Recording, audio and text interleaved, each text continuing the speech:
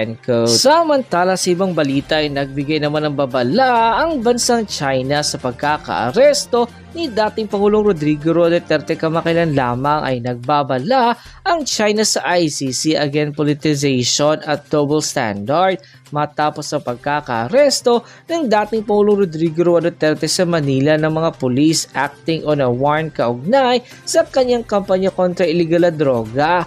Ayon sa tagapagsalita ng Foreign Ministry na walang iba kundi si Nao Ning, sa isang briefing ng tanungin tungkol sa pag-aresto kay dating Pangulong Rodrigo Duterte, China has noted the relevant information and is closely monitoring the development of the situation. Yun pa sa social media post ni Mayor Basil Duterte online, they're insisting that Pangulong Rodrigo Duterte get on the plane to who knows where using an ICC warrant which does not have jurisdiction in this country.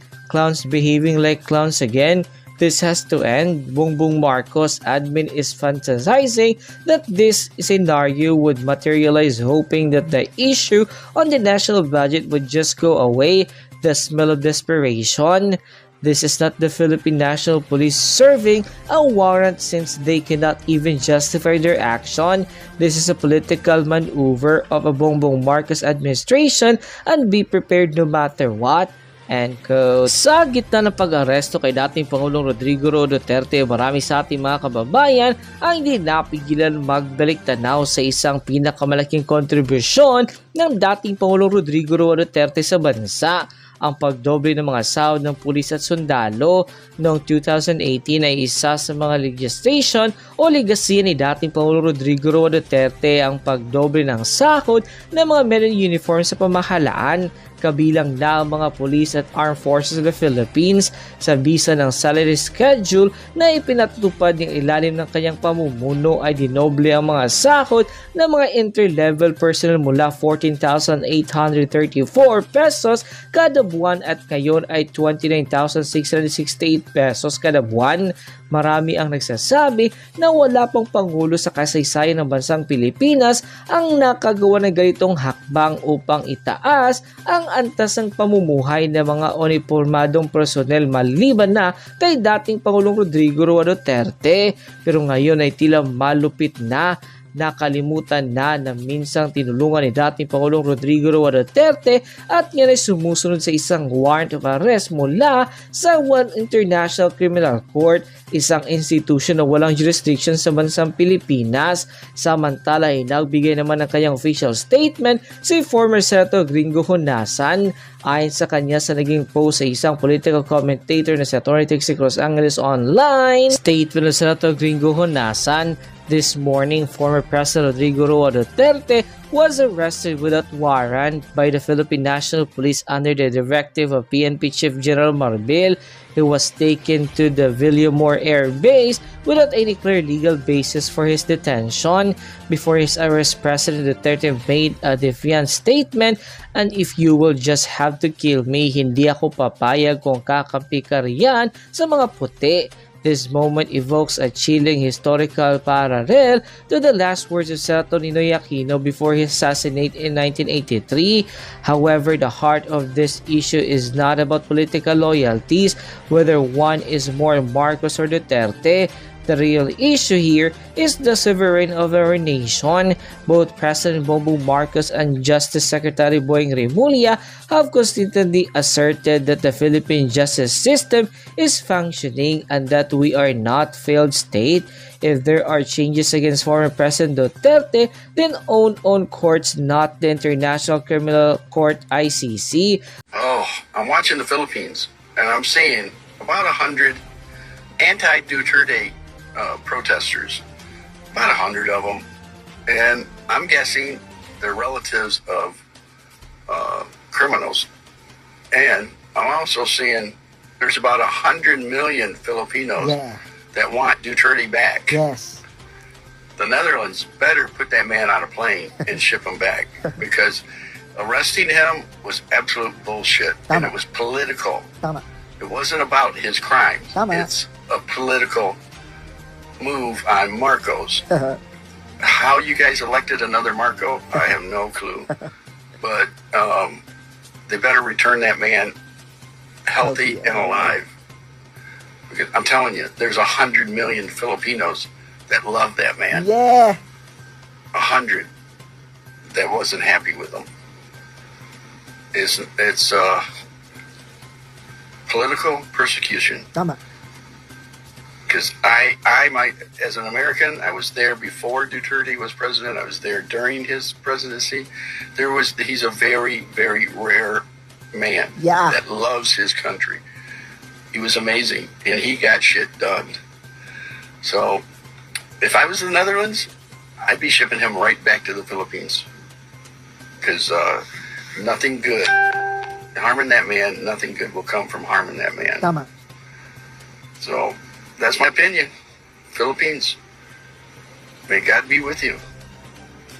Na-admit po na ang alasyo po, ang nagbayad, ang gobyerno po, ito po ay may kaugnayan sa assistance po na ibinigay natin sa Interpol. Wow. So sabi nga natin, kapag hiningi po ang assistance, siyempre po dapat kumpleto po.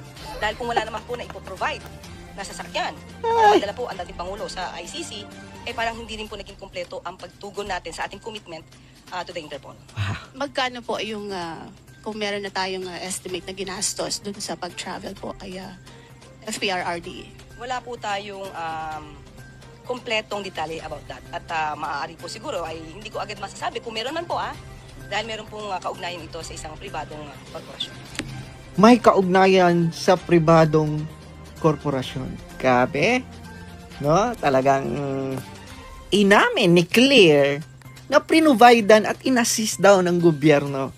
Amazing, no? Grabe ang government natin. Talagang ginastusan nila, pinaghandaan nila. Kasi daw, kailangan mag-cooperate sa Interpol. Interpol yung mukha nyo.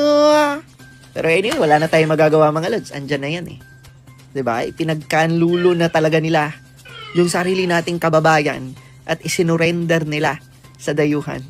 Natatawa lang kasi yung ibang mga bulag-bulagan. Tama daw yung ginawa ng gobyerno. Tama daw. Grabe no? Isusurrender mo ang sarili nating kababayan sa ibang lahi. Tama yon? Ay nako, may tama na talaga kayo. Kung may kasalanan ng tao, litisin sa sarili niyang bayan. Kung may kasalanan si Tatay Digong, lilitisin dapat siya sa sariling bansa. Yun yung tama. Kasi nagpa-function man kaya yung justice system natin dito. Magagaling man kaya yung mga hukuman natin dito. O dito litisin. Bakit? Hindi ba kayang dito litisin? Pero since gustong makagante ng admin ngayon sa mga Duterte, kaya kapit patalim. Desperado. In reference to my previous video, let me be clear. This is not about taking sides. Tama. This is not about politics nor about personal loyalty. This is about something much bigger. Tama. This is about the Philippines, our justice system, our sovereignty, and our future as a nation. I have seen many comments from people who are divided on this issue, and I respect that. We are all Filipinos, and at the core of it all, we all want justice. But the real question we should be asking is, who should be the first to handle Filipino matters? Tama. The answer should be obvious. The Philippines must be the first port of call when it comes to our own people and our own issues. Yes, our legal system is not perfect. Yes, there is always room for improvement. But if we do not trust ourselves to govern, who will? Tama. If we keep turning to outside forces to dictate our fate, we are sending a message to the world that we are weak, incapable, and unable to solve our own problems. And where does it end? The United States, China, and Russia are not ICC members. Tama. Their leaders are never tried by a foreign tribunal. Why? Because they defend their sovereignty. Agree. The UK, the US, and every major world power stand by their own legal systems. Tama. But here we are, allowing a foreign court to take one of our own. This is not just about Duterte. This is about the Philippines. If we allow this now, what's stopping this from happening again? Tama. If we let outside forces Tama. dictate our justice system today, who will be next? Tama. What happens to the next president? Tama. Who makes a decision that foreign powers don't like? We have already seen what happens when we fail to protect our country from foreign interference. Tama. We had a government that brought back drugs, crime, and instability, undoing years of progress in law and order. We should be asking why we are so quick to trust outsiders but Tama. refuse to strengthen our own system. Tama. If the problem is corruption in our judiciary, then fix it. Tama. If the problem is fear, then address it. But handing over our responsibilities to a foreign court is not the solution. I refuse to believe that we are incapable of standing on our own. I refuse to accept the idea that Philippines will always be dependent on others. I have a vision for this country. I want to see the day when the Philippines rises to its full potential, where we are strong, where we uphold our own justice, Tama. and where we do not need foreign tribunals to Tama. tell us how to govern. Because no foreign power, no tribunal, no government, no outside influence will ever care for the Philippines more than we, the Filipino people, do. Tama. So I ask you, are we truly free if we cannot even govern ourselves? This is Tama. not about one man. This is about the fate of our nation. Tama. Who gets to decide it? Us or them? Tama. Kita niyo yan, mga Lods. Yan, si Tatay Digong na nasa isang taxi. Alam niyo ba, mga Lods, na sa Davao City, nung mayor pa si Tatay Digong, siya mismo ay umiikot sa Davao City, nagpapakaala taxi driver siya. Alam niyo bakit, mga Lods? Para siya mismo, first hand, makita niya kung talaga bang tahimik ang Davao, 'di ba? Kumbaga chine-check niya kung may mga masasamang loob, may mga hold-upper. Siya mismo, chine-check niya talaga at ina-assure niya na safe ang Davaoenos. Grabe, no? Grabing leadership. Imaginein mo, gagawin niya lahat para maprotektahan lang ang mga kababayan natin sa Davao. Sige nga, mga Lods, i-challenge ko kayo. Bigyan mo ako ng isang public servant na ganyan ang ginagawa niyang pag-check sa kanyang constituents or mga kababayan. Wala. Only Tatay Digong. Kaya hindi mo masisi bakit mahal na mahal ng mga Pilipino si Tatay Digong. Kasi hindi lang siya politiko eh. Public servant talaga siya. At ina-assure niya talaga na ang bawat tao ay magkaroon ng ligtas at safe na environment. Ganyan, di ba? Talagang masasabi mo, tatay talaga siya. Di ba? Kaya nararamdaman natin nung time na naging presidente siya, na protektado tayo, safe tayo, may magtatanggol sa atin.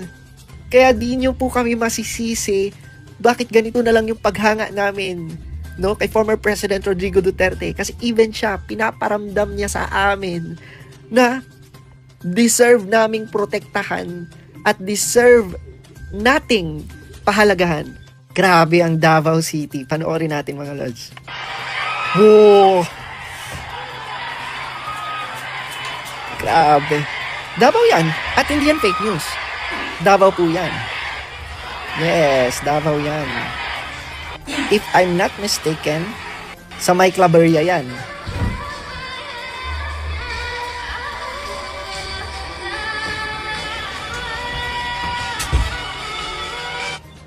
Ito ang pinaka-solid, mga Lods. Panoorin natin yung mga kababayan nating seaman.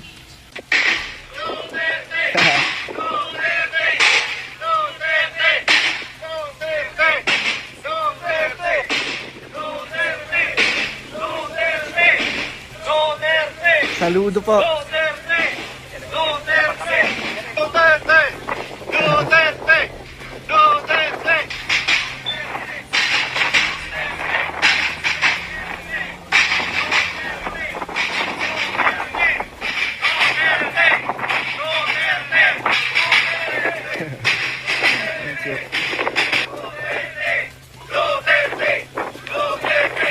Solid, mga kababayan nating seaman. I'm not surprised, no? Kasi marami talaga mga kababayan nating nagbabarko, di ba? Or mga kababayan nating seaman ay talagang sumusuporta sa mga Duterte. Patawa talaga itong si Claire. Sabi niya, Palasyo, kumpiyansang mauunawaan ng publiko ang hakbang ng gobyerno sa pag-aresto kay Digong. Talaga ba? O, anong nangyari ngayon? Di ba? Kaliwat kanan ng rally, kaliwat kanan ang batikos na natanggap nyo dahil sa maling desisyon na ginawa nyo. Tapos sasabihin nyo sa amin, kumpiyansa kayo na mauunawaan namin? Paano namin mauunawaan ang isang bagay? Di ba? Paano namin mauunawaan na sinurrender nyo ang kababayan natin sa ibang lahi? Ang makakaintindi lang talaga nun, yung talagang walang pakialam sa bansa natin at gusto lang magiganti. Kasi sa totoo lang mga Lods, i-remove nyo kung sumusuporta ka ba kay Tatay Digong or hindi.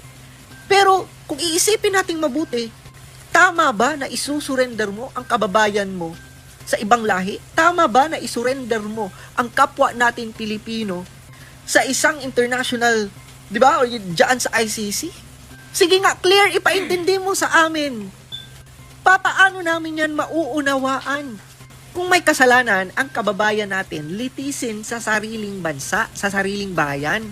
Hindi dapat pwedeng mangialam ang, di ba, International Criminal Court or ibang lahi sa Pilipinas.